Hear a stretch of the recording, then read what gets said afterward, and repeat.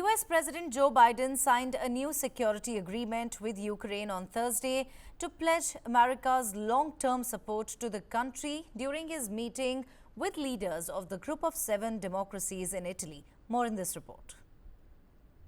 U.S. President Joe Biden and Ukraine President Volodymyr Zelensky signed a 10-year bilateral security agreement on Thursday aimed at bolstering Ukraine's defense against Russian invaders.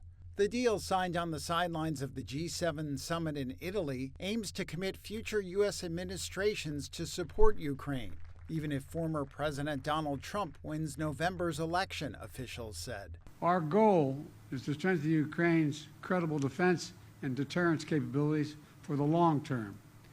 A lasting peace for Ukraine must be underwritten by Ukraine's own ability to defend itself now and to deter future aggression anytime in the future.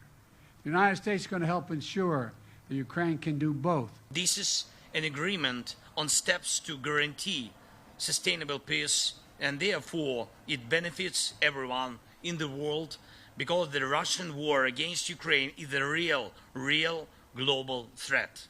The agreement indicates the U.S. will provide weapons and ammunition and intelligence sharing, and is meant to be a step toward Ukraine's eventual NATO membership. Zelensky has long sought this, but allies have stopped short of taking that step. Also Thursday, G7 leaders agreed in principle on plans to issue $50 billion of loans for Ukraine, backed by interest from Russian sovereign assets frozen after Moscow launched its invasion of its neighbor in 2022. This comes one day after the U.S. dramatically broadened sanctions on Russia, including by targeting China-based companies selling semiconductors to Moscow, as part of its effort to undercut the Russian military machine waging war on Ukraine. Trump has expressed skepticism of Ukraine's continued fight, saying at one point that he would end the conflict on his first day in office. He met with lawmakers in Washington Thursday who said he criticized a $60 billion aid package for Ukraine that recently passed with Republican support.